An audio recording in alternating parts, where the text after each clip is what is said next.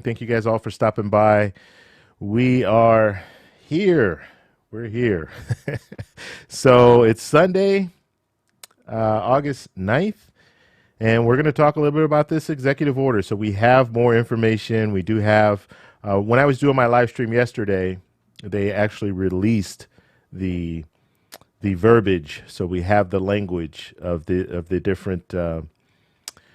different executive orders. We're going to go over two of them today and then two of them tomorrow. So we're going to kind of break it up. I want to kind of go into more detail. Also, before we even go over that, I want to show a couple of videos today, Larry Kudlow and Nancy Pelosi. So we'll show both of those.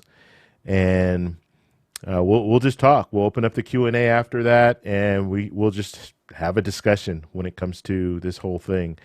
It's interesting, very interesting what Donald Trump was saying yesterday and what we see in writing. There are some differences, and so we're definitely going to put those out there because it's important, right? It's important for us to know exactly what's going to happen, what we're in for when it comes down to it. And so we'll go over that. But the first thing that I ask of you guys to do as you guys come in the room, please, I'm not on the right screen here. Go ahead and please hit that like button. If you could do that, I'd appreciate that. That really helps with the YouTube algorithm. It will help promote this video out while we're doing the live stream. And then after the live stream, it'll still continue to promote. We had a very good live stream yesterday. I think it's over 50,000 views. And we did like an hour and 44 minutes or something like that. So that is very, very good considering the length of time. The amount of views I think is really good. So I really appreciate that. I really thank you guys for watching. And I know it was a hard video to watch because there was a lot of bad news. It wasn't very much good when it came down to it.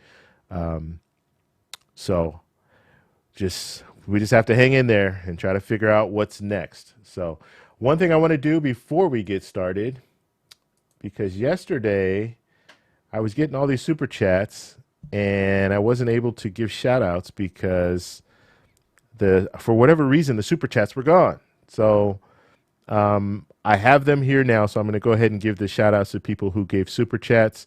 So Andre and Andrea, thank you very much for the super chat. Alvin, thank you for the super chat. LaQuisha, thank you for the super chat. Andre did two. I didn't even know that. Andre and Andrea, they have a YouTube channel. Actually, he's an expat. He lives in Colombia with his wife, and he talks about stimulus check stuff.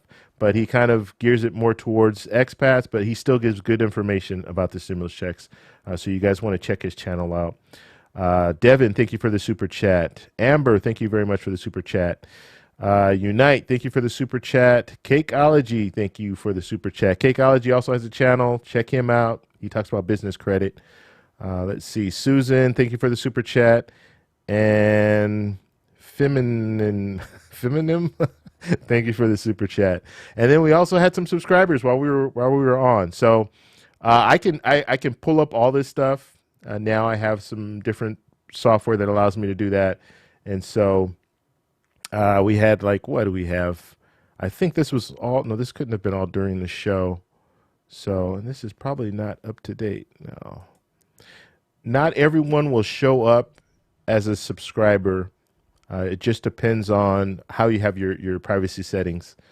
So we had Mike subscribe to the channel, Island subscribe to the channel, Tanya, Patrice, Devin, Rick, Sandra, Drizzy, Tanya, and what's it, Marilena?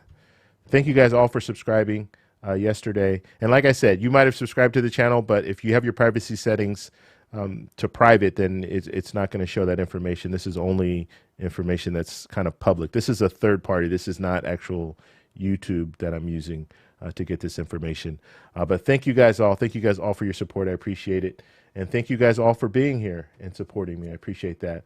And let's see here. Let me move this up, get this out of the way, and then we'll go ahead and get started. So the first video that we're going to watch is Nancy Pelosi. So we're going to watch her video. I'll jump in a couple of times, probably two, maybe three times. I'm trying not to jump in as much, but if it's really urgent, then I want to say something or I don't want to forget a point, then I'll jump in. So what we'll do is this video, we'll do Larry Kudlow's after that, and then we're going to break down a couple of the actual executive orders. I might have to revert back to, we'll figure it out, but we'll play the videos first. Some of the stuff, like I said, when I go over it, I might, you know what, I'll just go over it and then we'll look at the actual verbiage later. All right, here we go. All right, let me get this set up. All right, guys, thank you guys all for stopping by. We're going to take a look at Nancy Pelosi. She was on Fox News earlier today just talking about the executive order as well as the future of stimulus checks. So we're going to go ahead and check it out. Let's go ahead and watch the video now. And joining us now, the Speaker of the House, Nancy Pelosi. Madam Speaker, welcome back to Fox News Sunday. My pleasure to be with you. Good morning, Chris. President Trump says while you and congressional Democrats were pushing your agenda, he acted yesterday to help people in need. Take a look. Nancy Pelosi and Chuck Schumer have chosen to hold this vital assistance hostage on behalf of very extreme partisan demands and the radical left Democrats, and we just can't do that. However it came about, and I know you don't like the executive action, won't millions of Americans now get some extended federal unemployment relief and some protection from evictions? Get that now rather than getting nothing at all? No. In fact, what the president did is, I agree with the Republican senator said, it was unconstitutional slop.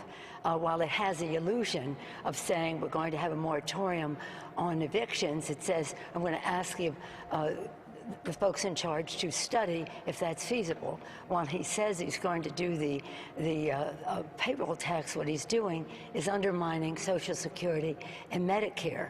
So these are illusions. And okay, so, and I just want to cut in real quick.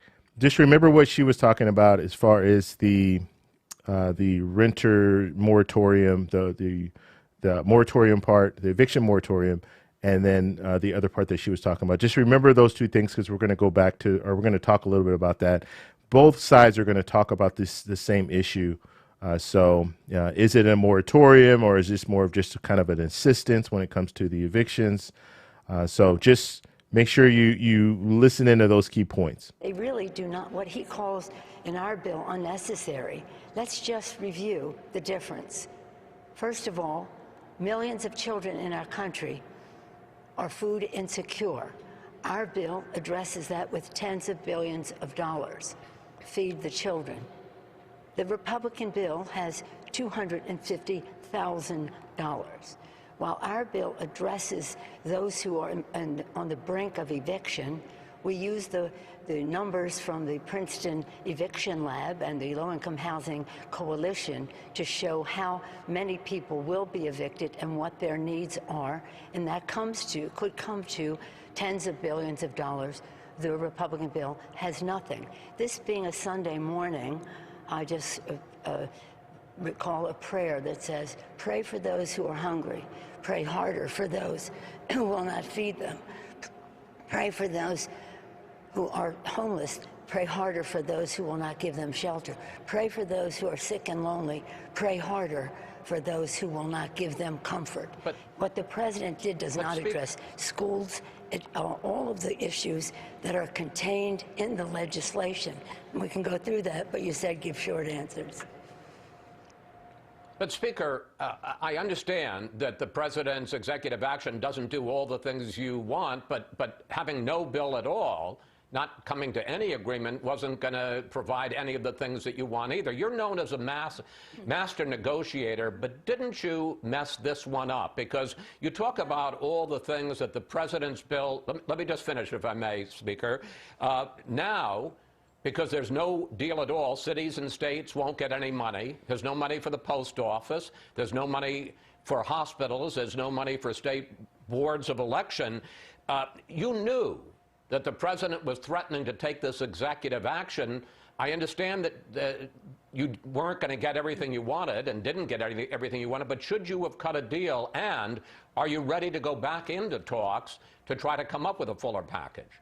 Well, clearly you don't have an understanding of what is happening here, both in the weakness of the president's executive orders, which don't give the money enhanced benefit, but puts a complicated formula there, which will take a while, if at all, to accomplish, to put money in the pockets of the American people. What we have said, we're going to honor our heroes, state and local, healthcare workers, et cetera, first responders, teachers, and the rest. And that's part of our argument, is how much are they willing to do. Secondly, we're going to stop the, we're going to stop, no, if I allowed you to finish, you allow me to finish.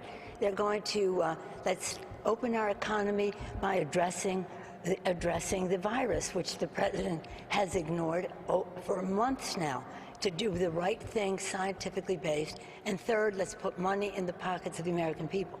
So what the president did doesn't even accomplish what he sets out to do in the categories he did. But we said to them, we'll come down $1 trillion, you go up $1 trillion. Meet us halfway, and we'll be able to have an agreement that meets the needs of the American people.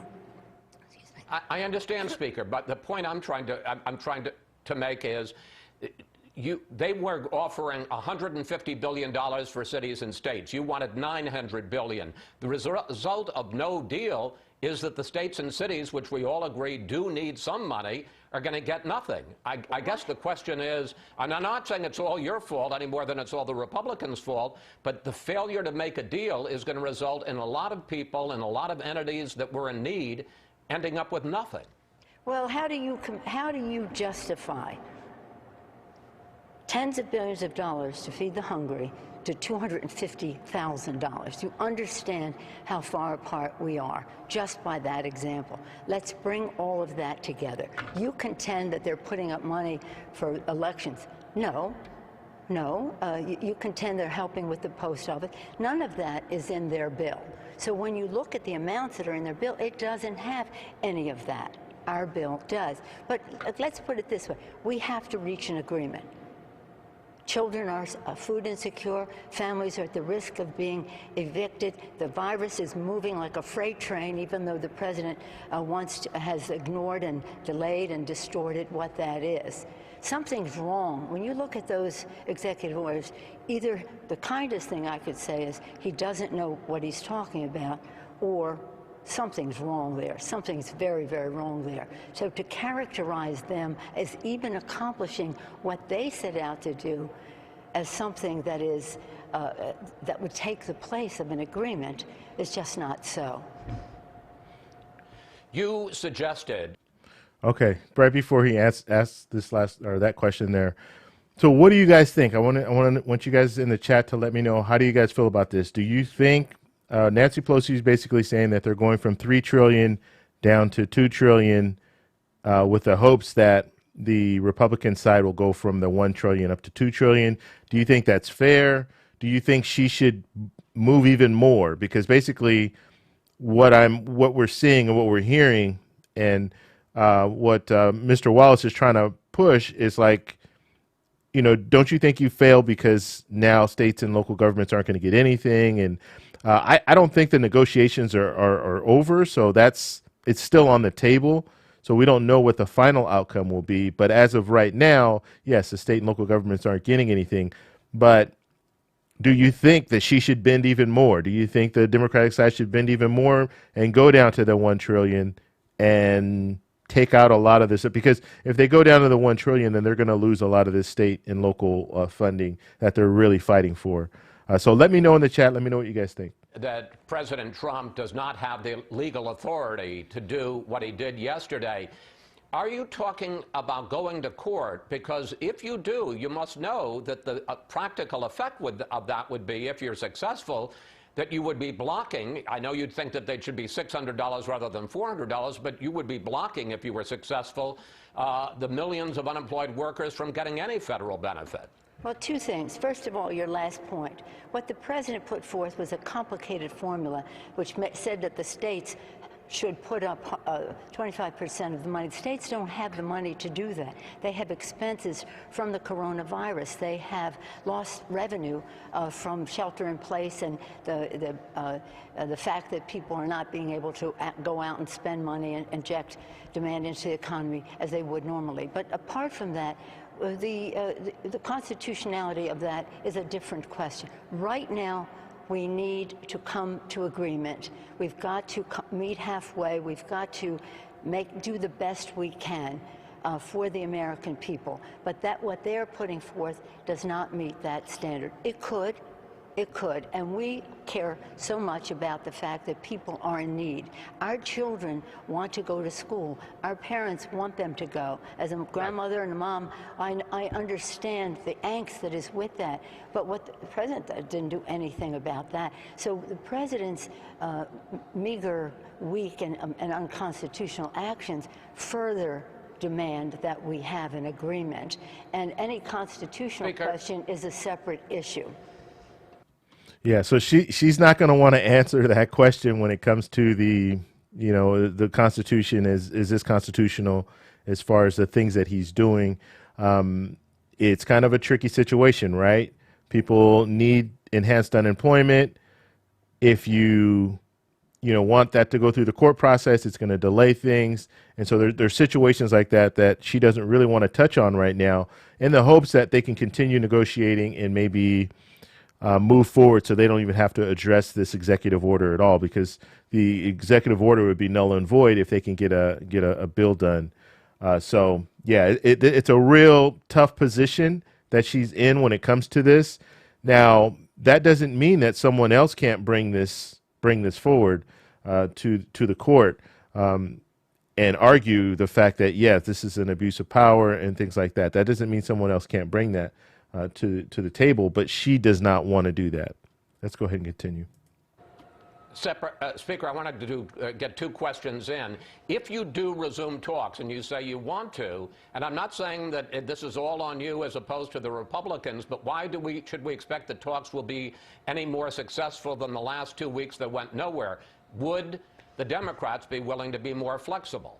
Well, we said we would come down $1 trillion. Now, it doesn't mean that we have things in there that we would cut out. It means that we could talk about how long our provisions would be in effect. So we can take things down instead of the end of September of next year, a shorter period of time, and we'll revisit all of it next year anyway. So by changing some of the timing, we can come down. But by and large.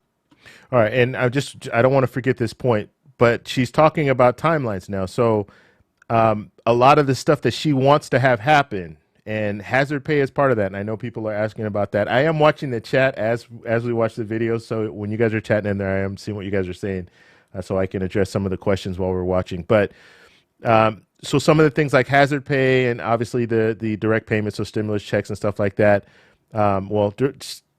Stimulus checks don't have a timetable, but things like hazard pay would, enhanced unemployment would.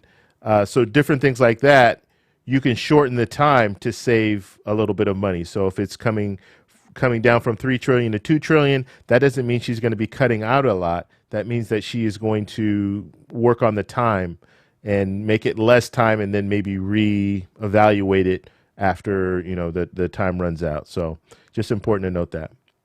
What we have in the bill addresses the needs of the American people. And we have and part of the time it has taken for us to go back and forth is to demonstrate to the Republican negotiators the justification, the documentation of what it means in terms of what we need for feeding the hungry, what we need for helping people who are on the verge of eviction, what we need for schools. Speaker, I understand all that. I got one last question I'd like to get in the time on a completely different subject. The intelligence community. All right, so they're going into the whole intelligence stuff, so it has nothing to do with the stimulus checks and the executive orders and all that stuff. So that was Nancy Pelosi pretty much talking about it. I wanted to show her on Fox. Now, I believe she was on CNN as well. It was pretty much the same stuff that she was talking about. But, Fox is a little more right-leaning, so I wanted to have her on there. I just think it was a little more, I won't say it a tougher interview, but he asked he asked her some different questions. So I wanted to put that in there. Now I want to talk about Larry Kudlow. So Larry Kudlow did an interview. So he was on ABC this week with George Stephanopoulos, and we'll go ahead and play that one right now. This one's a pretty interesting one. There's a lot of stuff that comes out of this one. So let's take a look. Let's get a White House response now by the President's from the President's top economic advisor, Larry Kudlow. Larry, thank you for joining us this morning. Let me just give you a chance first to respond to Senator Schumer. You saw him right there say that the President's proposals are paltry, weak, narrow, unworkable. Well, look, I think that provides significant economic assistance, even though the numbers are coming in very strong. A good jobs number on Friday, declining unemployment. We've created over 9 million jobs in 3 months. That's a record. But they always say that, created over 9 million jobs, but you have 32 million people who are unemployed right now. So you started from a high number. Now you're coming down. Yeah, you create 9 million jobs. That looks great, right? On paper, it looks great, but you have to look at the history. All you have to do is go back a couple months, and then you'll see, oh, wow, there's still 31 million people who are unemployed. So, yes, that's a good increase, but you have to look at the other side. So just hearing that, I mean, and the problem with this is when people start hearing things like this, when politicians come out and they start saying things like that, you start saying, okay, well, great, everything is perfect. Why aren't these people working? Why are they sitting at home making more on unemployment? That's another one of those arguments, right? Why are they making more on unemployment? There are all these jobs out here. 9 million people have gotten jobs. This is a record. Why are they not working? Because they don't have jobs to go to. So when you hear this stuff, you have to, back up a little bit, know the kind of the history that's going on. All right, let's go ahead and continue. There's still a lot of hardship out there. There's a lot of heartbreak out there. And the point that President Trump made yesterday is that on several occasions, we tried to get, for example, a compromise deal on the unemployment assistance, which ran out, the federal unemployment assistance. That's a key point. A second key point was the eviction moratorium. Because the Democrats rejected various compromises, at least twice, to my knowledge, President felt he had to take action, and it will be timely action, and it will be temporary action, to be sure, probably mostly out to the end of this year. But let's help those who still need help. But Larry, in fact, the President doesn't extend great progress, but we had to take action. In fact, the President doesn't extend the federal eviction moratorium. I looked at the executive order. It doesn't do that. It simply directs HUD to find a way to help people and identify federal funds. It doesn't include extending the eviction moratorium. Well, look, that's not entirely true. I mean, in there. Well, it is true. Health. All right, we'll go right back. But anytime a politician tells you that's not entirely true, it's true, right? He's trying to find a way to, make it make sense. But what George Stephanopoulos is saying is correct, and we're going to look at some of the language after the video. But this is an assistance program. This is not a moratorium. We're not extending any type of moratorium. You can still be evicted, but the federal government's going to try to assist you so you won't be evicted. But Larry Kudlow brings up a good point. I'm going to talk about it now. That way we can just watch it all the way through. But he does talk about if there's a situation, and the way he's talking, it would be a situation where if you had COVID-19 or maybe someone in your family had COVID-19, then you wouldn't get evicted in that situation because you could spread it to other people. So that's what he's going to talk about right now.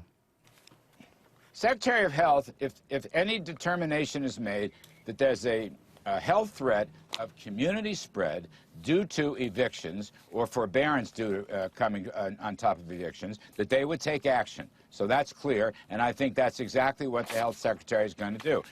We also are going to be working through other agencies to spend some money for example, rental assistance. And federally backed housing, whether it's single family or multifamily, if there's any forbearance or if landlords make a request, then there will be no eviction during that process. So it just says there's going to be a review.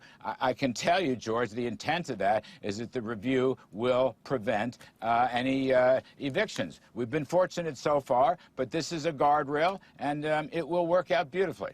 Okay, I understand that. You say that's the intent. Just to clarify, because I'm reading page 3 of it right here, it says such action may include encouraging and providing assistance to public housing authorities, affordable housing owners, landlords, and recipients of federal grant funds, and minimizing evictions and foreclosures. It doesn't talk about it extending the moratorium. But I want to move on to some other issues as well, because especially on this proposal to extend the unemployment insurance benefits, $300 federal contribution, $100 from the states under a new program. You heard Senator Schumer there say the states won't be able to get this up and running in time, and you're going to have a huge delay in getting this money to people, even if it is implemented.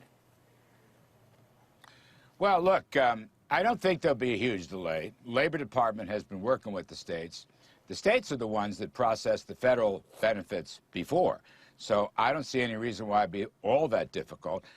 Most of their systems have been upgraded, but Labor Department will be deeply involved in helping them out. I mean, in terms of delays, what good is a delay of the legislation if you don't think you can process anything? We should have gotten this done weeks ago. Now, All right.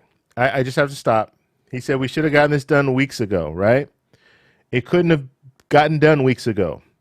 At the earliest, we saw it, on the 27th of July, I believe, is when the proposal was released to the public. Then you had to negotiate from that point. And so it couldn't have been weeks ago. At earliest, on the 27th is when it could have been done, which is 2 weeks ago. But not, he's saying it like weeks ago, like they had plenty of time. So 2 weeks ago is when we received it. So that meant that the negotiations would have had to happen that same day, and it got signed off and all that. Now, we have to be honest with this whole situation. The Republican side, they see a sense of urgency now, but they did not see that sense of urgency in June. They did not see that sense of urgency on May 15th when the HEROES Act was approved and sent to the Senate. So there's a sense of urgency for them now, but they didn't have a sense of urgency before. So now it's like, oh, we're ready to go, so you guys need to be ready to go, when they could have, this whole thing could have been resolved in June, easily been resolved in June. We wouldn't have hit this eviction moratorium on the 24th of July. We wouldn't have hit the enhanced unemployment being expiring on July 31st. We wouldn't have hit the PPP expiring yesterday. We wouldn't have hit any of this stuff if it would have been dealt with back then. Now, I'm not saying you had to go with the HEROES Act. I'm just saying they could have addressed it. The Senate could have pulled it in, pulled the HEROES Act in, and said, you know what, we don't like it because it has this, and then they could have moved forward with whatever bill that they wanted to do. They could have done it at that time, but they wanted to wait and see. And now it's crunch time, and they're blaming the Democrats because nothing's getting done when they had 2 months to do whatever needed to be done. All right, let's go ahead and continue. we will take 75% of the cost share, so that if states put up another $100 from 350 or 400, which is their average across the country, then you'll have essentially 300 to 400 plus another 300 to 400. Really, if the states are generous, that could be an $800 unemployment assistance per week out to the end of the year. I think that's a compromise view. We tried to get that through a couple times, and we were not able to compromise. So the president's gone ahead and done it himself. I think he's going to help a lot of people. That plus the payroll tax and some other things. Well, on the payroll tax deferral, again, it's not a tax cut, it's a tax deferral. Senator Schumer says that he's talked to a will employers who say they simply will continue to withhold the money because they don't want to be on the hook for it later on. It's also not going to do anything for people unemployed right now. It can only help those who actually have jobs. And finally, even some Republicans are weighing in. Senator Ben Sasse says it's unconstitutional slop. The president doesn't have the power to unilaterally rewrite the payroll tax law. Well, okay, I appreciate those things. Maybe we're going to go to court on them. We're going to go ahead with our actions anyway. Our counsel's office, the Treasury Department believes it has the authority to temporarily suspend tax collections. So we're banking on that. We've had also a repurposing of funds, George. That was decided in our favor in the Supreme Court case regarding the Mexican wall a while back. So we think we can do it. I do think the president... All right. So, and I'm not even going to dignify the whole wall thing, how he calls it, whatever. But the Mexican wall, what is that? Anyway, when he was talking about some of the other stuff, it's it's amazing to me how let's go back, because I just want to make it. Let's see here, back a little bit here. Those things, maybe we're going to go to court on them. We're going to go ahead with our action. I tried to get that through a couple times, and we were not able to compromise. So the president's gone ahead and done it himself. I think he's going to help a lot of people. That plus the payroll tax and some other things. Well, on the payroll tax deferral, again, it's not a tax cut, it's a tax deferral. Senator Schumer says that he's talked to a lot of employers who say they simply will continue to withhold the money because they don't want to be on the hook for it later on. It's also not going to do anything for people unemployed right now. It can only help those who actually have jobs. And finally, even some Republicans are weighing in. Senator Ben Sasse says it's unconstitutional slop. The president doesn't have the power to unilaterally rewrite the payroll tax law. Okay, so, and we'll skip ahead after that, but I just wanted to go over that. So Ben Sasse, senator, basically, I mean, he's a Republican senator, and he came out like, and this is unusual, right? You very rarely hear Republicans come out so strongly against something and make it verbal, because they all fear President Trump is going to tweet about him or what have you. But basically, yeah, you heard him. It's unconstitutional slop is what he called it, and that's been going around everywhere. You have all the Democrats saying that now because he's a Republican and he actually said that. But you have both sides that are very upset with this act. The Republicans have always been very against executive orders, and they criticized Obama for it. And now we're seeing President Trump use a lot of executive orders. And in a situation like this, you're forcing Congress's hand. You're telling Congress, okay, I'm just going to make these executive orders. You guys are going to have to figure out how it's going to be paid for in the end, because ultimately they're going to have to. The Congress is going to have to figure out how this is all going to play out. And we'll talk a little bit more about that in the next segment. But yeah, very, very interesting, right? And like I said, Larry Kudlow, I mean, I don't know why we can't just, I don't know. It frustrates me when I hear using race, like, or just using Mexican and China virus. And I mean, why are we talking like this? It makes no sense to me. It's one of those things that you look at and you're just like, what are they talking about?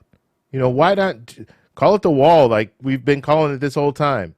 But you have to throw those little things in there. It just, that really bothers me. So let's go ahead and continue. I'm going to skip it forward just a little bit so we don't have to hear the same thing over again. Those things, maybe we're going to go to court on them. We're going to go. And one more thing, too. He's like, maybe we're going to go to court on it. So it's just like, yeah, he doesn't have an answer, right? He doesn't have an answer. And so I think, and I said this yesterday, I think it was just poorly put together.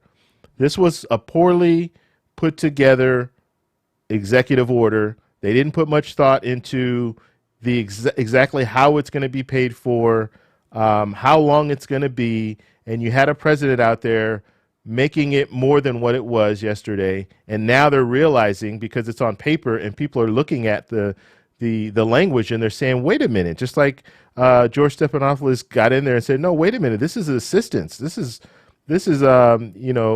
assistance. So eviction, it's not eviction and moratorium, it's assistance. They're not doing anything to keep you from being evicted. In a sense, they're minimizing the risk of you being evicted, but they're not eliminating the risk of you being evicted. And so that's a whole different thing. It's not a moratorium. And so so now that we're seeing the language, we're calling the White House on this, and they're just kind of like, well, you know what? Just like Larry Kudlow was like, see you in court. That's his response, right? All right, let's move forward. Ahead with our actions anyway. So we're banking on that. We've had also a repurposing of funds, George. That was decided in our favor, a permanent deferral. In other words, he will essentially let it go, a permanent this deferral, is the good part here. A while back. So we think we can do it. I do think the president, and it's in the executive order, would like very much to make the deferral a permanent deferral. In other words, he will essentially let it go in future months rather than a payback. So it'll be, loan forgiveness, in effect. That's what this really is. It's loan forgiveness. And I think businesses will come on. One point, you're right. There are many more people working than not working. That's a good thing. But there are roughly 140 million people who are working. There are roughly 15 or 16 million unemployed. The unemployed is too high. There's a lot of heartbreak there. That's why we want to help them with the unemployment assistance. But the 140 million some odd, they're going to get a gigantic wage increase, probably $1,200 between September 1st and December 31st. And again, we will do everything we can to forgive those loans. So I think that's an incentive to work for those who are heroes during the pandemic, and also for the unemployed, it gives them an incentive to come back to work so we can offset some of the excesses of unemployment assistance. All right, so he's throwing things out there, right? $1,200 numbers. So if you're making around 50,000, so that you'll reach about $1,200 by the end of this. So you're not going to get it up front, but by the end of the payroll tax cut or payroll tax deferment, then that's what you'll be looking at. But what he's not saying is he did say it. They're going to try to forgive it, but this is a loan. So you're basically getting a loan, and hopefully. And the way President Trump said it, if I get reelected, then I will forgive this. But if he doesn't get reelected, does that mean he's not going to forgive it? Is that what he's saying? Because this expires December 31st. So if it expires December 31st, guess what? He's still going to be president. President Trump will still be there. So at that point, is he going to forgive it if he is not reelected? Or is he going to hold us hostage and say, if you do not reelect me, it's not going to get forgiven. I'm not going to, and the whole thing too, he's saying this, President Trump is saying this, that he can forgive it or that he's going to forgive it, but he can't do that. And even in the language, when we look at the language later, it shows on there the ways that they're going to try to go about forgiving it. And it doesn't say anything about the president forgiving this or being able to forgive this. It doesn't say anything about that. So they know that he can't forgive it, but he's giving us the pipe dream of, oh yeah, you know what, you reelect me and I'll forgive it. Even Larry Kudlow just said that they're going to do everything they can possible to have it forgiven. But that doesn't mean that it's going to get forgiven. That just means that they're going to try. And I guarantee you, if he's not reelected, they're probably not going to be trying too hard because it's not going to be their problem in January. Unfortunately, it won't be their problem anymore. So they'll be out of office. They'll go on their way. And it's like, oh, yeah, you know what? It's not our problem anymore. We tried. So, yeah, let's go ahead and continue. You just said this could face legal challenges. It seems pretty clear that that's going to happen. You see right now that the Democrats are also saying that you're not doing enough on testing. You're not doing enough to help schools, state and local governments. Why not go back to the negotiating table and get this done? Isn't that the quickest and easiest route to guarantee relief?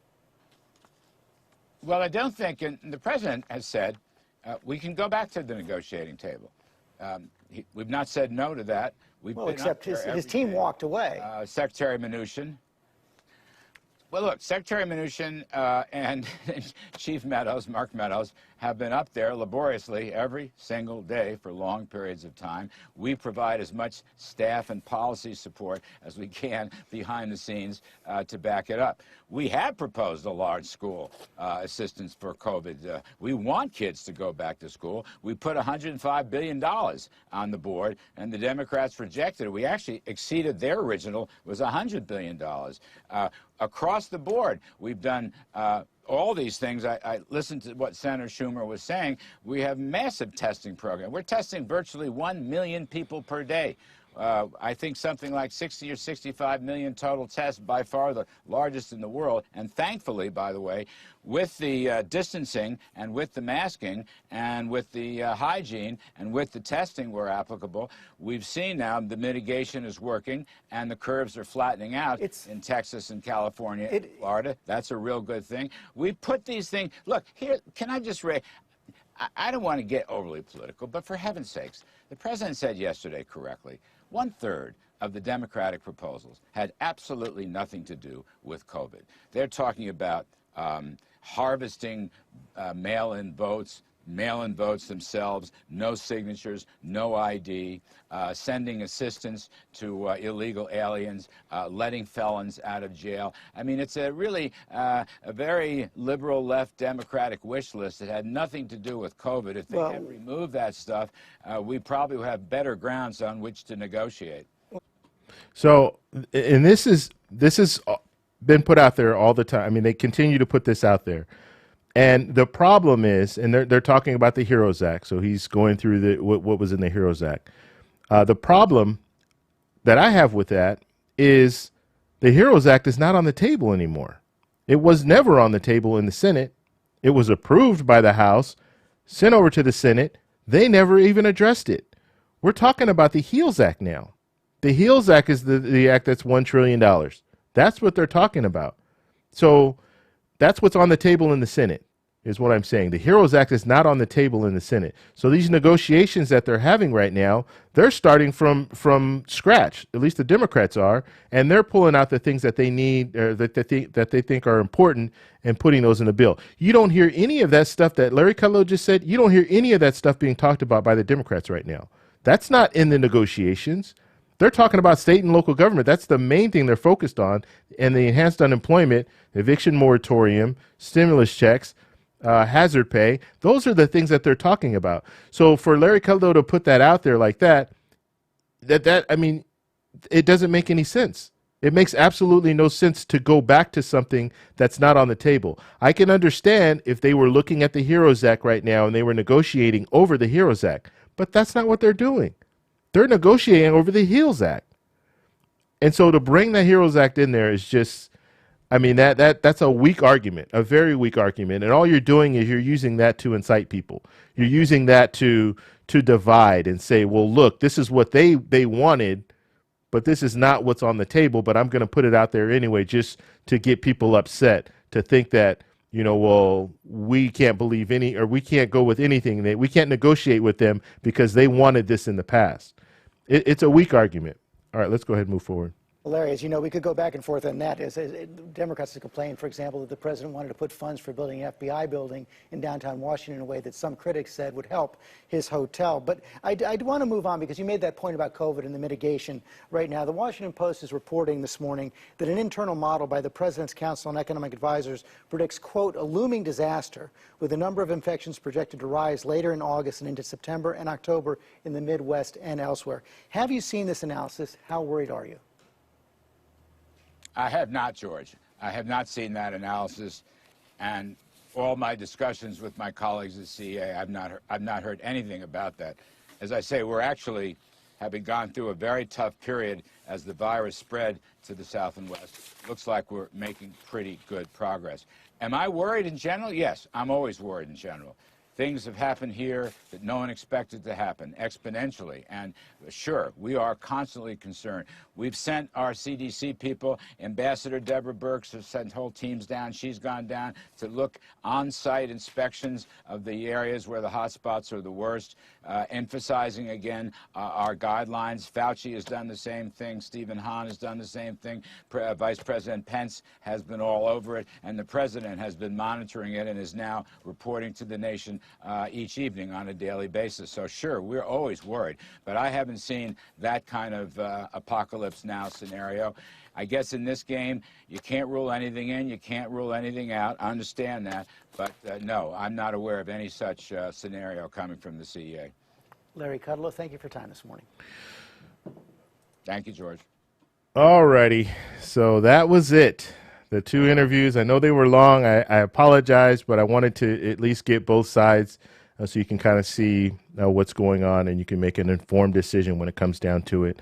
Obviously, Larry Kudlow, there was more to talk about during his interview. I think they touched on more, just a little bit more than with Nancy Pelosi. So I wanted to make sure that I put that stuff in there.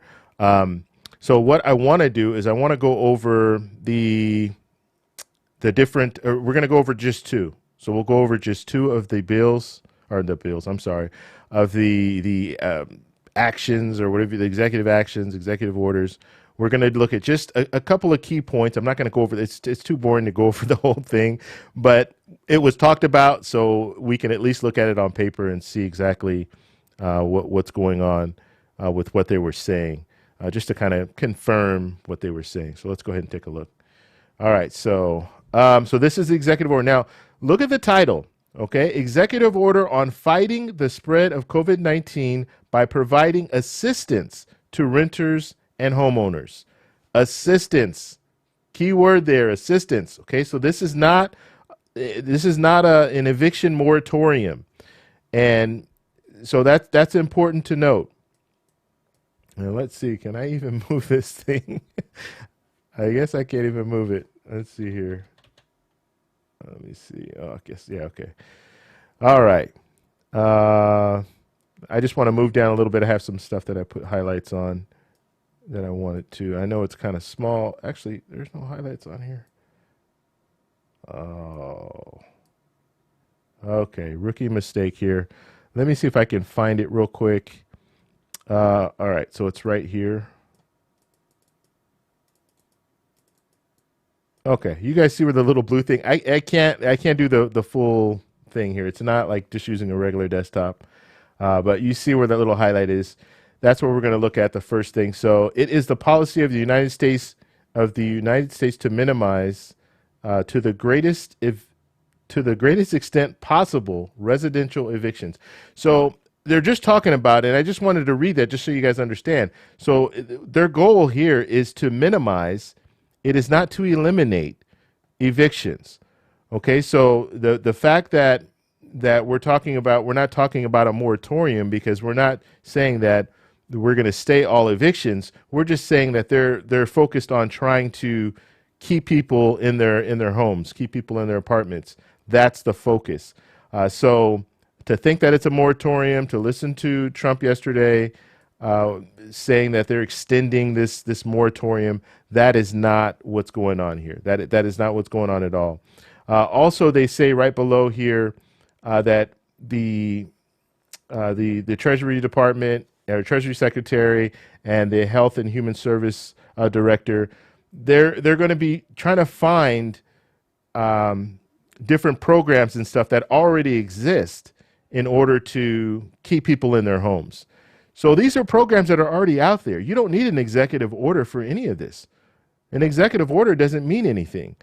You can just tell them. He could call them in and tell them, let me switch back. He can call them in and just tell them, hey, look, and when I say he, I mean the president can call these directors, call these different secretaries and say, hey, look, I need you to do this, this, and this. You don't need to do an executive order for that. The only reason you would want to do an executive order for that is just to show the public that you're doing something.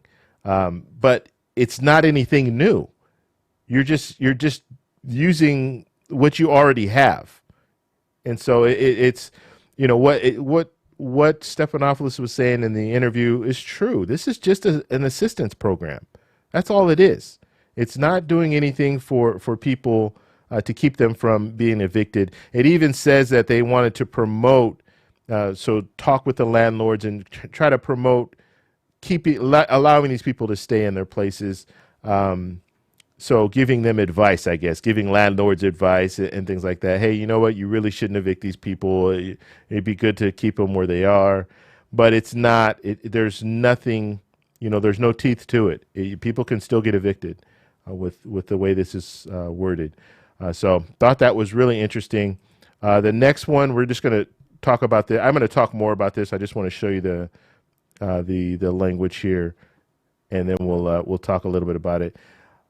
I don't have my highlights. That really bugs me, because what I did is I put highlights on all this stuff, and it's not showing up on here. For whatever reason, it automatically takes it out, I guess. I don't know. But this key point here, the tax forgiveness.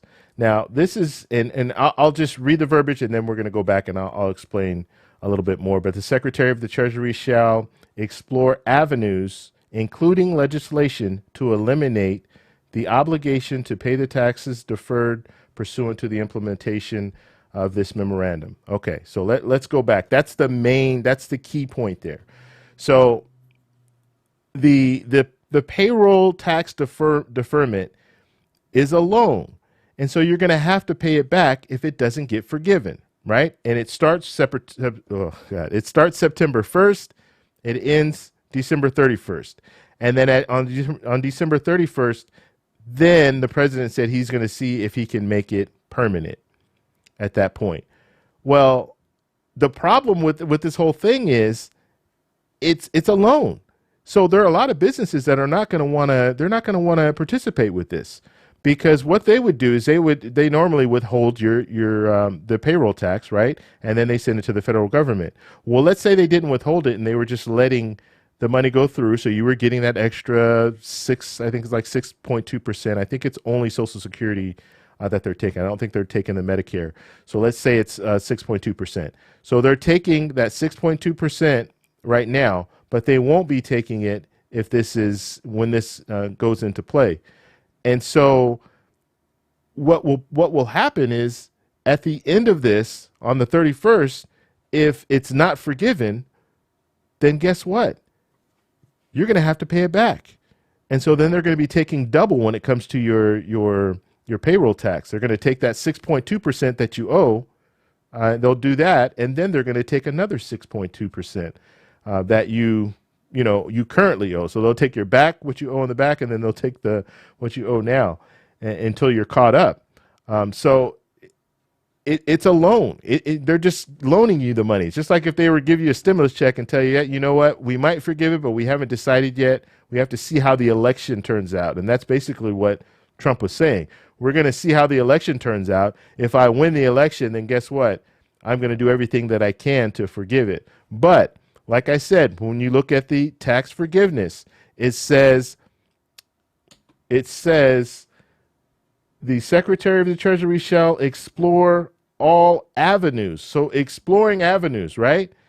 So that means that they need to look into how they can make this possible, including legislation.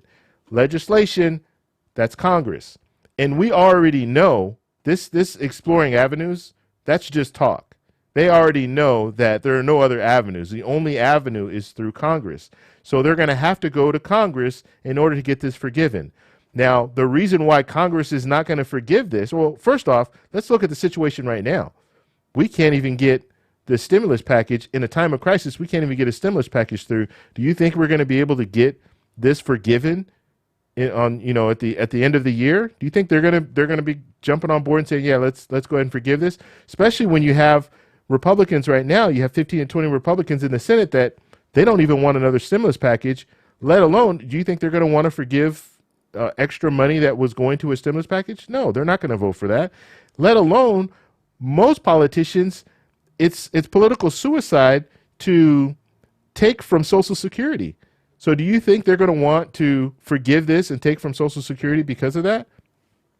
And then make it permanent? Because they would have to do that too. This would change the tax code.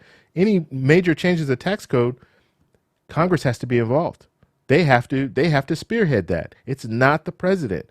So the fact that he's coming out and saying this stuff, it's bad news, because he's not telling you the real story.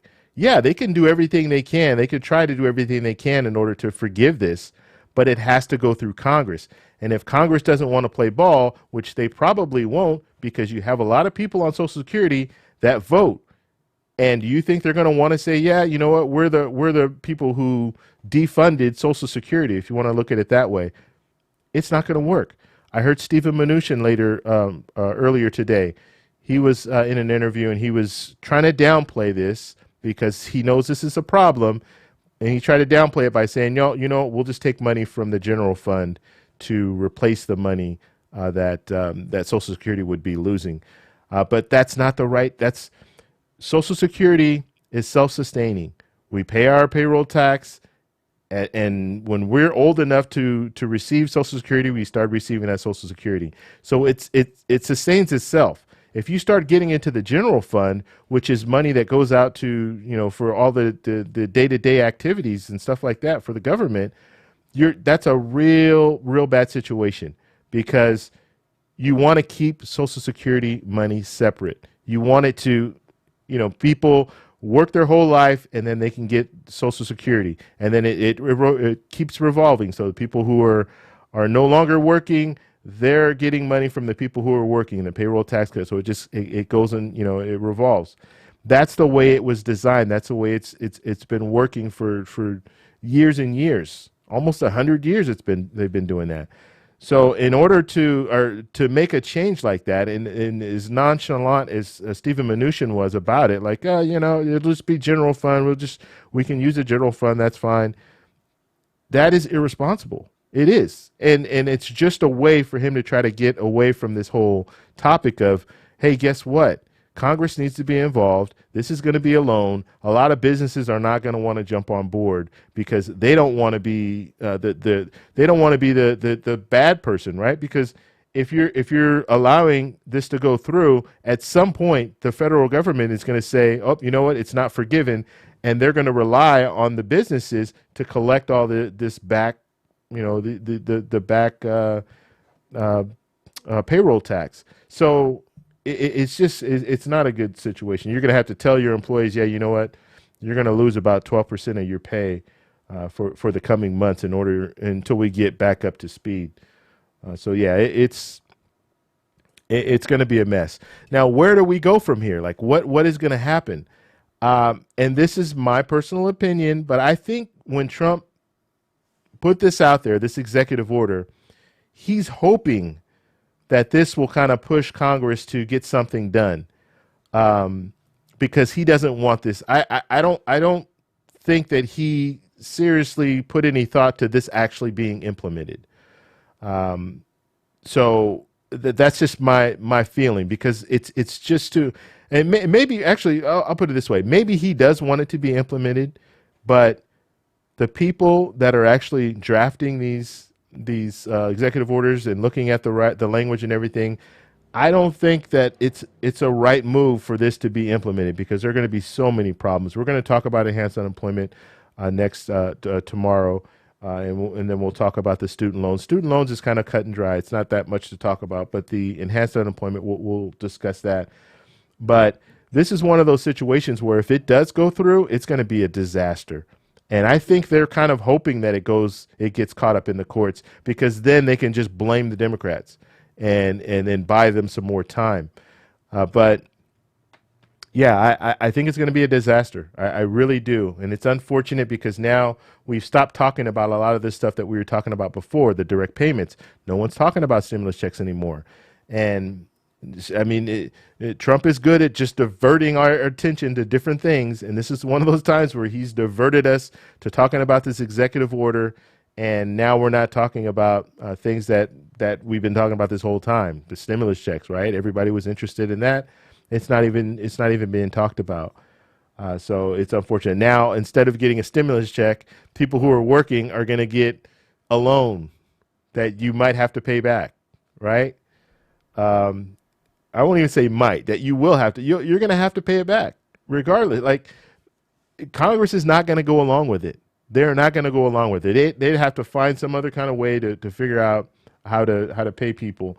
But Congress is not going to. They're not going to play ball when it comes to this, and we know that. Like, it's, this is one of those deals where maybe it is better for us to see what happens with it. Have the executive orders come out, the enhanced unemployment. Like I said, I'll talk more about it tomorrow, but it looks like it's only going to be for 5 or 6 weeks. So it's not going to be very long. So we're going to run into this whole issue again, where enhanced unemployment is going to run out. What do? Do we extend it? Do we do something else? So that's going to be another issue that's going to be on the table. So this is just, it's definitely not going to be enough. And I think it's really going to hurt President Trump when people realize what it entails. Like, people are thinking, oh, I'm going to be making more in my job, but they don't realize this is a loan. And do you spend the same if you get a loan? Like, this is to stimulate the economy, right? But if it's a loan, am I going to spend the same? I'm probably not. I myself wouldn't. If I'm making a little bit more, but I'm thinking, oh, you know what, I might have to pay this back in the future, I'm not going to be spending the same. It's like a credit card. I'm not just going to run it up because I know I have to pay it. So, yeah, we'll open up questions right now, but Yeah, I don't know what's going on. One other thing I want to talk about. Okay, I want to talk about this. I was just thinking about this, and as far as negotiations go, and the best way that I can explain this is by using kind of like a football example. Okay, now I know not all you guys watch football, like football, but bear with me. You should be able to understand what I'm saying. So you have first string and you have second string. So you have the key players, the Joe Montanas. Well, I'm going back. The I can't even think of anybody that's playing right now. Drew Bledsoe, whatever. You have Tom Brady. You have your first stringers, right? And then you have your second stringers. So you have your team A, that's the first stringers, and then team B, second stringers. So just looking at the negotiations, they were set up to fail from the beginning. Okay? And the reason that they were set up to fail is you had the A team on the Democrat side. So you had Nancy Pelosi, you had Chuck Schumer. The people that should be in the room, right? The people who were elected by the people. They should have been in the room in the negotiations. And then on the other side, you had the B team. You had surrogates from the White House, right? And that's a whole nother issue too. You have surrogates from the White House when realistically, this is a legislative process. So you should have representation from the legislative branch. You should have Mitch McConnell, who would be considered on the A team. Whether you like him or not, he's on the A team. And then the other person who's on the A team would be the president, because the president ultimately would have to sign off on whatever comes through as far as a bill. Now, President Trump doesn't have to be there all the time, but he should at least show his face every once in a while during the negotiation, especially if the negotiations aren't going well. He should be there. But what we had a football game with the first stringers, the A team, and then the B team. So imagine if you go to a football game, you go to any sporting event, and you're a spectator and you're watching the game and you're looking and you're saying, one team has all the first stringers and the other team has all the second stringers, all the B players. What's going on? Why are they doing this? And so, of course, you're set up to fail in that situation. You're not going to win that. And then in the end, and when I say win, like everybody loses in this situation. So even the winners, they're going to lose because there's not going to be any agreement. But what I'm getting to is if you look at the very end of a game, this is where we are at the very, very end of a game. You have 1 second left on the clock. And now one of the A team players, so you have the B team players that are on the field, and one of the A team players throws a Hail Mary from the sideline, which is not legal, right? And hopes that someone catches it. And so that's where we are right now. It doesn't even make sense. It's not even logical. If you look at a game, you're gonna expect to have the best players on the field, right? Donald Trump is the master negotiator. That's what he considers himself. And it was funny that Wallace called Nancy Pelosi the master negotiator, but nonetheless, Donald Trump, he's the deal maker. He's the art of the deal guy, right? He's the one that should be in there. At least show his face. At least show his face, because he's the one that gets things done, according to him. So if I'm that person, why am I not in the game? Why am I on the sidelines? Why am I, when the B team comes to the sideline, I'm saying, hey, yeah, you did a good job. Do this, do that, do this. Get back in there. And then you're standing on the sideline and you are the A player. You're the best player in the room or on the field, but you're on the sideline. So this whole system is all messed up. Like, how does that work? It doesn't make any sense to me. And so it just, when, I don't know, I guess when you start looking at things in different ways, you would be upset if it's your team. Okay, I'm a Buffalo Bills fan. If I go to a Buffalo Bills game and I see all the second stringers, all the B players on the field, I'm wondering, why are all the B players on the field and all the A team players, why are they on the sideline? What's going on? They don't want to win. That's what I would say. They don't want to win, or they're not serious about winning. And that's what I'm getting with this whole situation. They're not serious about winning. They're pulling the Hail Mary. They're pulling the executive order because they're not serious about winning this whole situation. And so, yeah, it's amazing how this is all playing out. But part of me wants to just see what happens with this executive order. You guys have it all figured out? Okay. There's the ball. Run with it and see where it goes. And then once people start seeing, oh, wow, what do you mean I got to pay this back? And enhanced unemployment? Okay, that's good. I'm ready. I got my money. You get your money until the mid-September, and then it cuts off. Now what are you going to do? Oh, another executive order. Now you have to pull money from other places. Because right now they're going to be pulling money from a hurricane fund. Department of Homeland Security Hurricane Fund is where they're pulling the money from, believe it or not. And at this time of year, they're going to pull money from the Hurricane Fund. And that money in the Hurricane Fund or DHS emergency fund can only drop to, and it says it in the language, it can only drop to 25 million, or 25 billion. So they only have a certain amount that they can use, and that's why there's kind of that timeline on there. But when you hear politicians, and listen to when they say this stuff, Larry Kudlow and Steve Mnuchin, all of them when they're on TV, I think Larry Kudlow mentioned that today, as far as, yes, they're going to get this enhanced unemployment until the end of the year. Well, that's the deadline date. That's on paper, but the funding is not going to get them there. So they're going to run out 5 to 6 weeks. So guess what? We're going to be talking about this stuff all over again. So they're misleading you by you thinking, oh yeah, you know what? You'll have an enhanced unemployment until the end of the year. No, that's not the case. You have to look at the fine print. So, all right, guys, we're going to open up the chat. So if you guys have questions, go ahead and put it in the chat.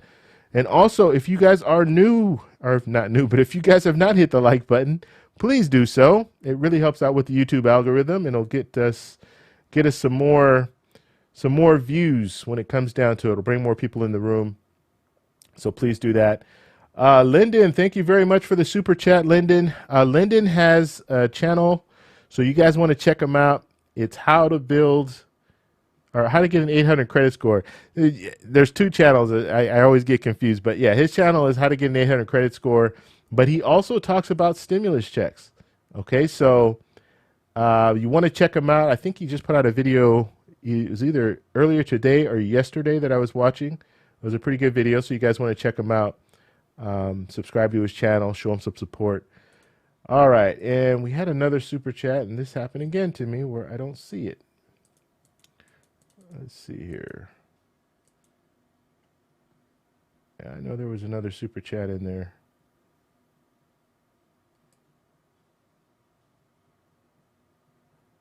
It vanished on me again. All right, let me go to Plan B real quick to see if it shows up here. Andre and Andrea. Okay, thank you very much for the super chat, Andre and Andrea. They gave me 10,000 pesos. Thank you for the 10,000 pesos. Appreciate it. Do you see the 18 finally showing up? You know what? That's a good question, man. I hope so. I hope so. I mean, that's the way it should be. I've heard people say this, and it could be true. Trump doesn't want to. Well, we know Trump is, he's all about his reputation I won't say his reputation. Trump is all about his image, right? And so he might not want to jump in that fray, because if it doesn't work, then he faces, oh, well, I thought the art of the deal, you're the master negotiator. How come you couldn't come through with the deal? So he might not want to get in there unless he knows that it's almost finalized. I think that's Trump's play. So maybe they'll convince Mitch McConnell to get in the room, which he should be in the room. This is the thing about politicians. Politicians work on they will work on they'll try to do stuff like this. They'll say, look, I've been wanting to get this, and this is why there's a lot of pork in these bills. But I've been trying to get this bridge built in my hometown and this, that. So they work out deals with each other like that.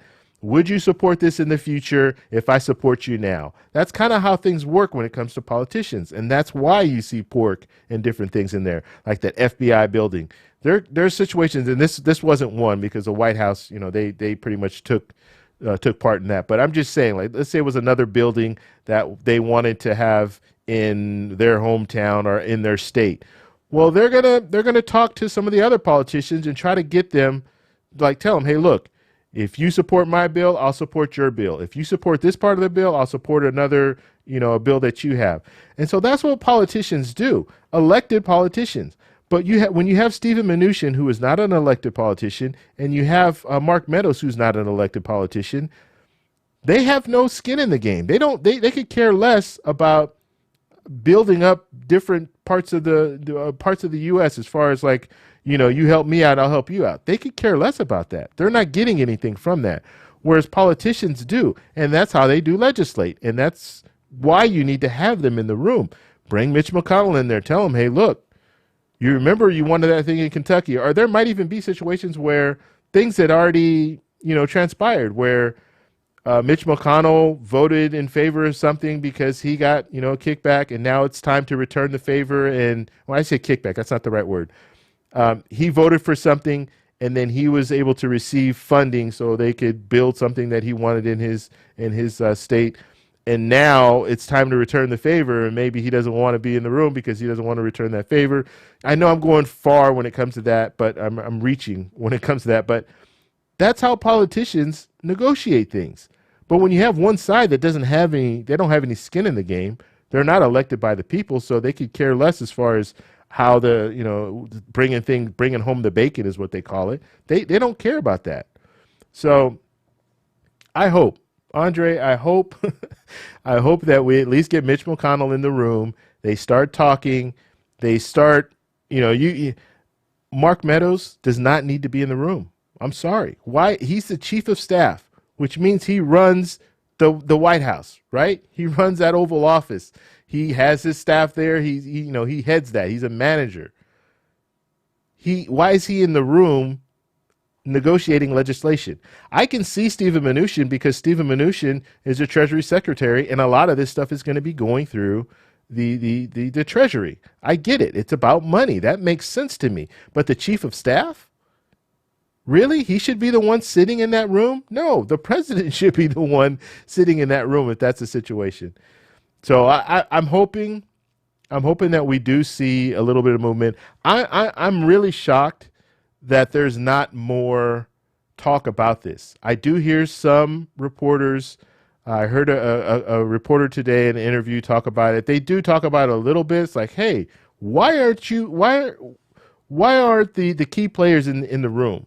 Like, why do we have these people in the room and we don't have the key players? Stephen Mnuchin was in the room for the CARES Act. Okay, he negotiated that. However, the CARES Act was not a hard negotiation because everybody wanted something. They all wanted something to be done. And so there was that sense of urgency. Everybody voted for it.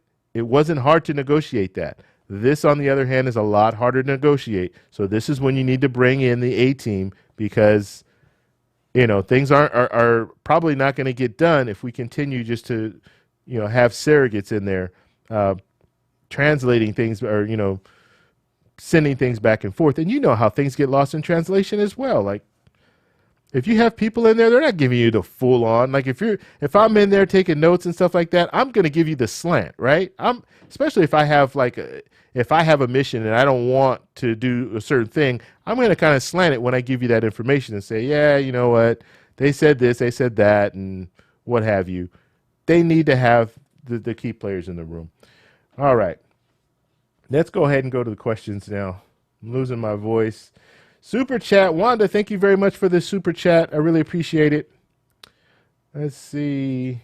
And put a question on there, Wanda. Like, if you have a question, if you do super chat, give me a question or give me a statement or something. Because super chats I read first. So if I'm looking at your super chat, if you want me to answer a question, that's a perfect time for you to put it in there. Okay, now if you guys do have questions for me, just put @TEC. One more thing I want to talk about, actually two more things. Discord, we have a Discord. I'm going to be going over there as soon as we get off, I'll be going over there. So hopefully we'll be getting off in the next 10 minutes, 10 to 15 minutes. And so by 9:30 Pacific Standard Time, we're going to be doing a giveaway over in the Discord. Okay, so there's a link there. Just check out. There should be a link coming up like I think I have it set for every 6 minutes that it'll say Discord. I'm going to post a link to it right now so you guys know what I'm talking about here. So there's the link. Join that Discord, and it's free. All you do is just sign in. It's a stimulus check room. So we go in. You can go in there.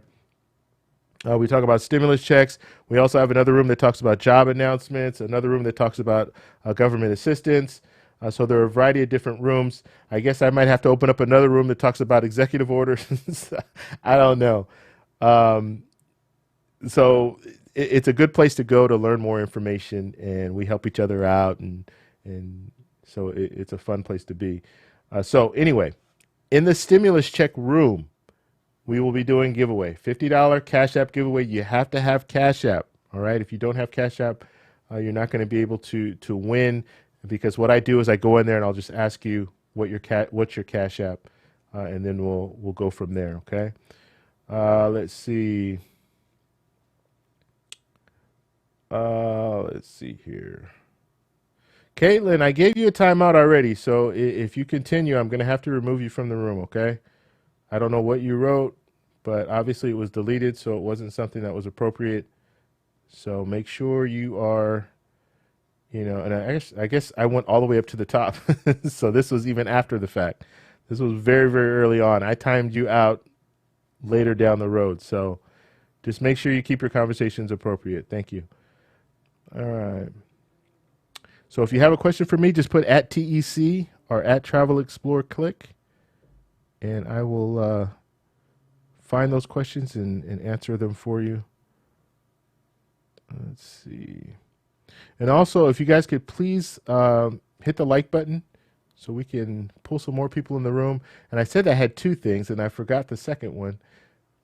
The second one is I have another channel. So what I'm going to do tomorrow, so I'm doing live streams tomorrow. I'm doing live streams now. I'm doing a live stream at 7 p.m. Pacific Standard Time tomorrow, and we're going to talk about the other two parts of the executive order.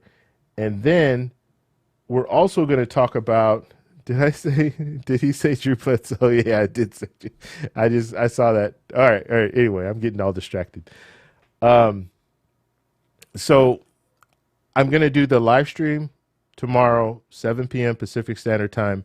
After that, I'm going to do an after hours live stream. It's going to be on my other channel. There's a link in the chat that should be scrolling up. The other channel is called Everything David. I'm going to do a live stream over there, and that's kind of just to ask me anything. Now, I'm not going to promise you I'm going to answer everything that you ask, but it's kind of an ask me anything, more of a just a hangout thing. Okay, so it's not going to be about stimulus checks and all that kind of stuff. It's just going to be just a hangout. But I'm going to start doing live streams over there about different topics, and so I'm getting that all going. So go over to that channel. There's a link that should be coming up. It should say Streamlabs, and then it'll say join, or this is my new channel. Click on that link, and that will take you over to the channel, and then just subscribe to that channel, and you'll be getting a notification tomorrow when I go live, which, like I said, it'll be right after this live stream tomorrow. Okay. Yeah, and as far as the stimulus checks, yeah, nobody's talking about them anymore. They're on the back burner at this point. One of the things that I liked hearing about the interviews today, at least Nancy Pelosi, sounds like she's open to continue negotiating. She knows that this is not enough, and she raised it herself. This is not enough. There's executive orders. There's not enough, so we need to continue negotiating. I think the Democrats, even on Friday, they wanted to continue talking, but the executive order was just, next day, executive order, and so it kind of quieted things down. I think Republicans, especially Republicans that don't want to see a payroll tax deferment, I think they're going to want to really negotiate, because now you're in a situation where this could really happen, right? The executive order is already out, so this could be forced upon everyone. So there might be some urgency. Mitch McConnell is I can't confirm that he's well, I'll put it to you this way. In June, he was saying that it had to have a payroll tax cut in there, but then he kind of backed off that a little bit. I think he didn't get very much support from the senators, the Republican senators. And so it wasn't in the HEALS Act, right? So if it wasn't in the HEALS Act, it wasn't really strongly supported by the Republican senators. So there might be a situation where we might see some movement now, because these Republican senators might have more incentive to move forward with the negotiations because of that, right? This is another big problem too. The White House should not be negotiating. They should not be. They're in the executive branch. It's okay for them to be in the room. It's okay for President Trump to come in, because he does sign off on this. But to have people doing the spearheading or being the lead when it comes to negotiating from the White House, that's not how it works. That is not how it works. You need to have the senators, leadership in the Senate. They should be the ones that are doing the negotiating. At least they should be the key players that are doing the negotiation, and that's not what we're seeing. So we're seeing negotiation between the Democrats and the White House. It shouldn't be like that. It should not be like that. It's really mixed up. You should have Senate involved. Like, the senators should be the ones, like in a situation like this, they don't want the payroll tax cut. They should be in that room negotiating, and they should be kicking out the White House, because it's not their deal. It's not the White House deal. The White House is coming to the Capitol in order to do these negotiations. They shouldn't be there. You should have the senators in there negotiating. And you could probably get something done a lot faster, because, like I said, they will, hey, go ahead, take care of me. They have relationships with each other. Even if they might not agree on the issues, they still have relationships with each other. They've been working with each other for years and years. They have, they know each other. They might know how to, influence them to vote a certain way and stuff like that. I mean, it's just better. It's all around better to have the elected officials in the room. All right, let's go ahead and move through. I'm going to go rather quickly here. Let's see.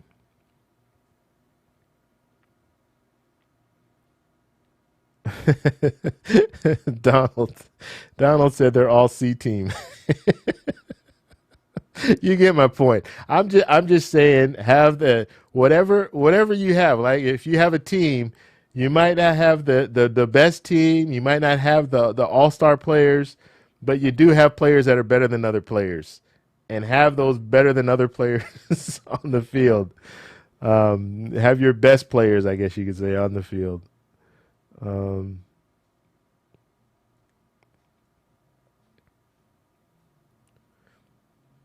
Yeah. Another thing, too, about the enhanced unemployment, and we'll have to see where they go with it. Now, they changed it a little bit, and the fact that they changed it, I want to get to this tomorrow, but I'm just going to talk about this one part. The fact that they changed it when it comes to the $100 or less per week. So if you make, or I think it's less than $100. If you make less than $100 per week, then you will not qualify for this enhanced unemployment. So now they're going to have to go through their systems and try to figure out how to take all those people out. So they don't come up in the whole calculation. I don't know how their computer systems are or whatever, but people are complaining about each state is different, and each state has their own problems when it comes to their computer systems. It would have been much easier if they just kept it the way it was, maybe do the $400 a week enhanced unemployment, not do the 25%, and just not do the less than $100, and they're doing all this stuff to try to to allow more people, or allow less people to get enhanced unemployment. That way they could fit the budget that they have, which I think is around $40 billion or $44 billion, something like that. But the problem is now you're asking all the state employment offices to try to figure all this stuff out.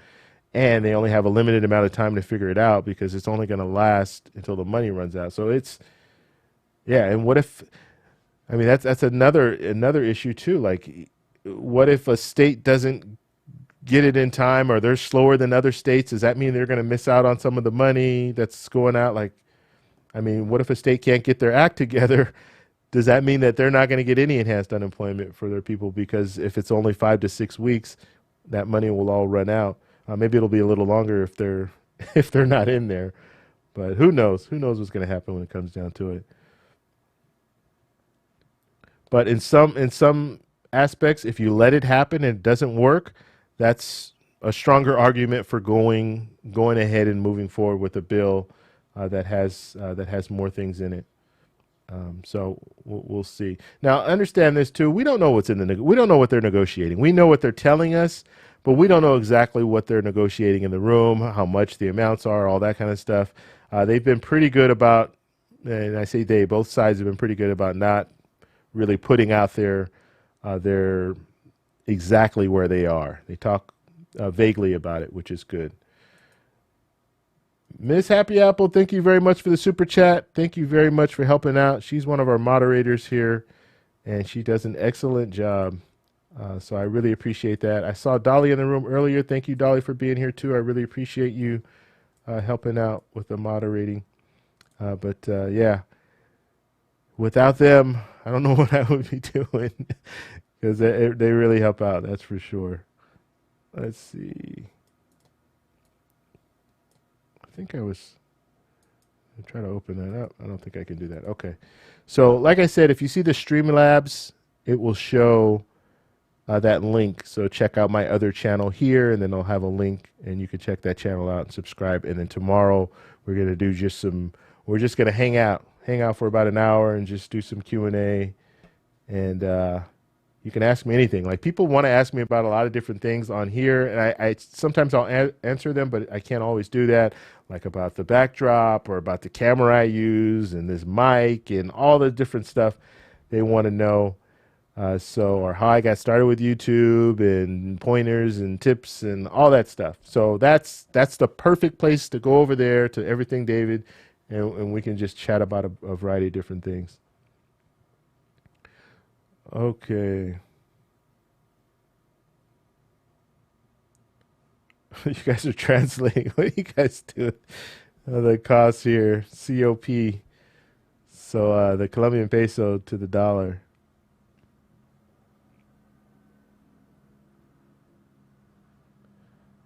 All right, let's move through this really quickly. Like I said, over on the Discord, we'll be doing a giveaway, $50 giveaway.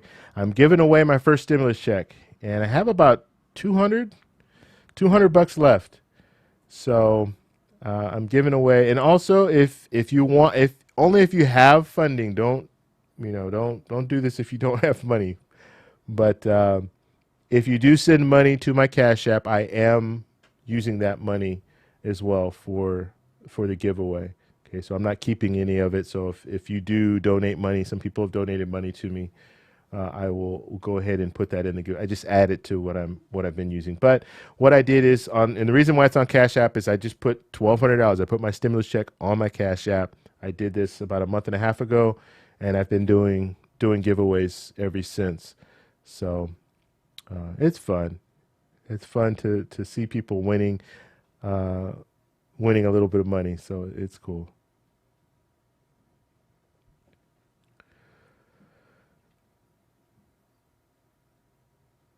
All right. So any questions you guys have? Let's see. We have a super chat. Casillas? I don't know how to say that. Let's see. How can we change our account information for the stimulus check? I don't know exactly what you're asking there. If you can let me know a little bit more. Yeah, I'm not sure. Change your account information. Yeah, I don't know exactly what you're asking.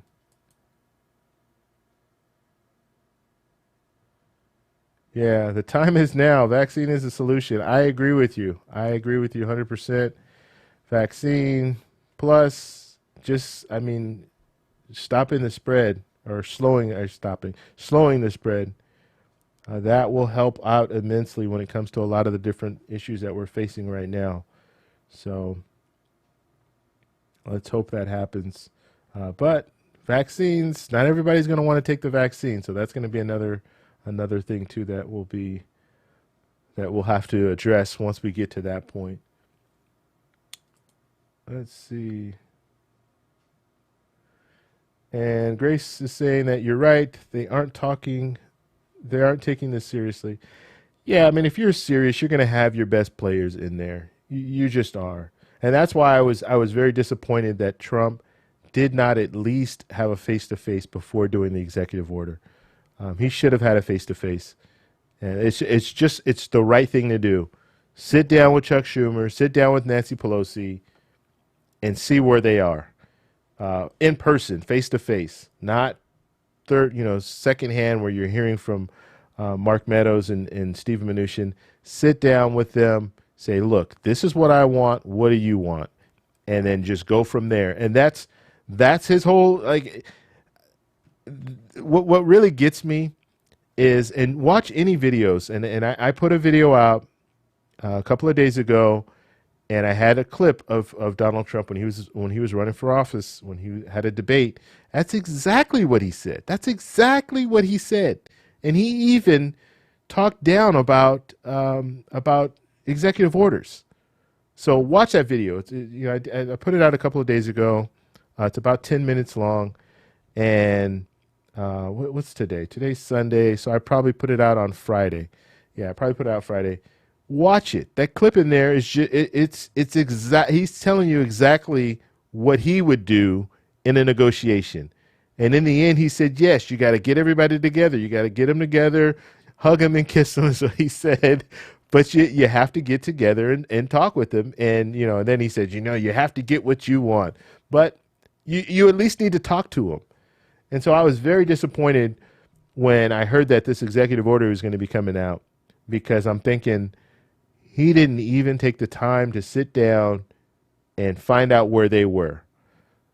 That's being serious. In my mind, that's being serious. That's a serious negotiation. It's not a serious negotiation if you're not at the table. It's just not.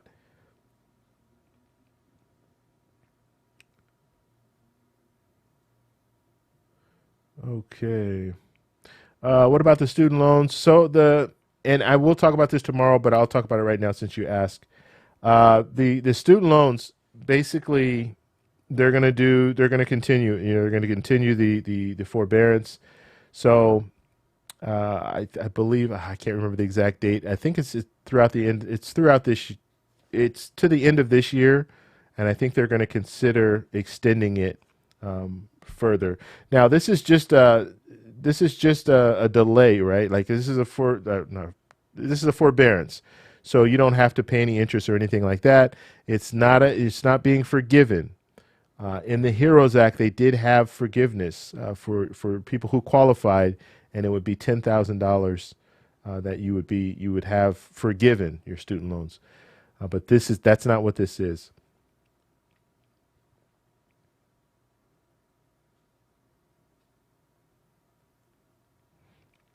All right. A lot of people saying Biden 2020, Trump 2020, Biden 2020, Trump 2020.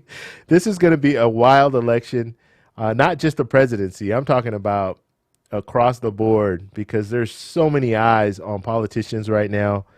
And I think it's making them very, very uncomfortable, because usually you don't have that much attention, especially if you're a congressperson, you're in the House of Representatives. You don't get that much exposure. But now they're getting a lot more exposure because of the stimulus checks and the stimulus package, and the senators are getting a lot more scrutiny, and we're finding out they go on recess every month, and it's all eyes are on them right now. So they're catching a lot of heat, and it's going to be interesting to see what happens tomorrow, because you're going to have senators and people from the House of Representatives walking down the aisles, and everyone's going to be asking them about the executive orders. And a lot of these politicians are not going to want to answer. They're not going to want to be on camera, because I can tell you a lot of them are going to be upset about this whole situation, and because you're stepping on their toes, right? Congress people do not like executive orders. I don't care if you're Democrat or Republican. They use them. Presidents use them, but they don't like them because you're stepping on their power when it comes down to it. So you're going to hear a lot of. You're not going to hear. You're going to see a lot of people walking away, trying to get back to their office as soon as they can, so they don't have to answer any questions. Especially the Republicans, because they're really going to be trying to hammer them down to find out. Hey, so what do you feel about this executive order? Just like they did. Just like they did the senator. What's his name? Oh God, I can't. Grassley. Let's see.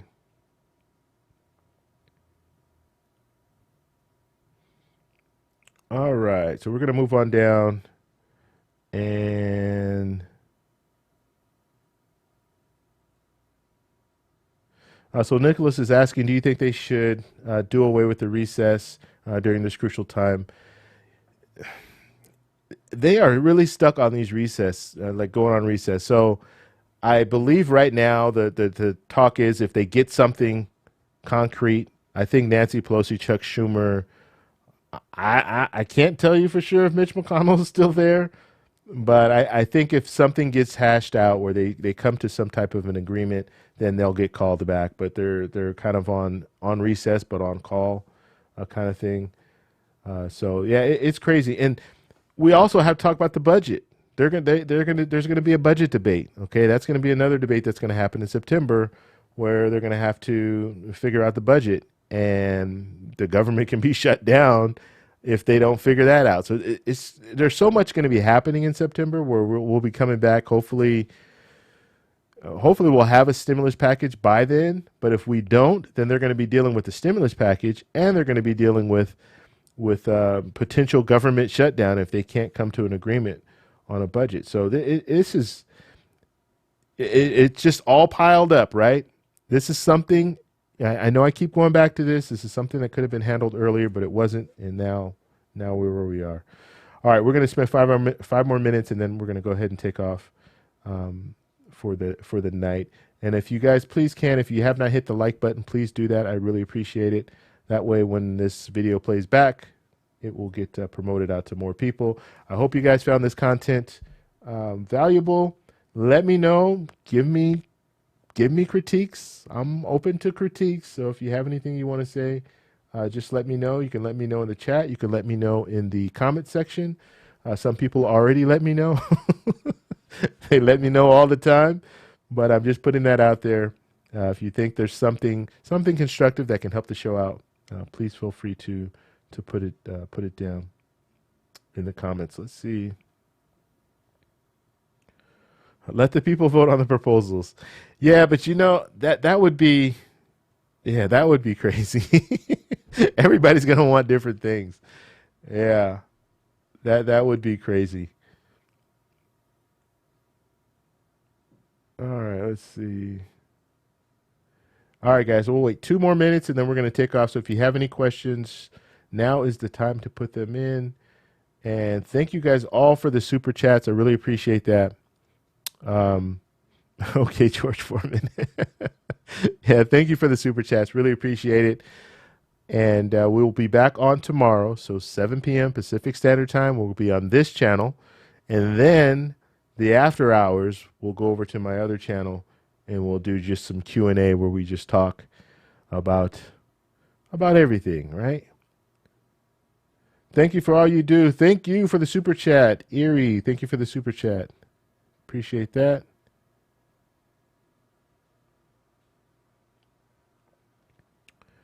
Okay. Let's see. Anything else here? And Miss Happy Apple, thank you again for helping out. I really appreciate it. Let's see. Do you think you will get another check before September? My first live chat. God bless you. Thank you, Diane. Thank you for stopping by, and welcome. Welcome to your first live chat. Wow, that's tough. I don't think so. Unfortunately, I do think another stimulus check will be coming. Well, let me put it this way. I'm hoping. I don't want to say I think anymore. I don't know what I know. I don't know what I think anymore. But I'm hoping that another stimulus check will be coming. I think ultimately the politicians will do the right thing as far as coming to some type of a resolution.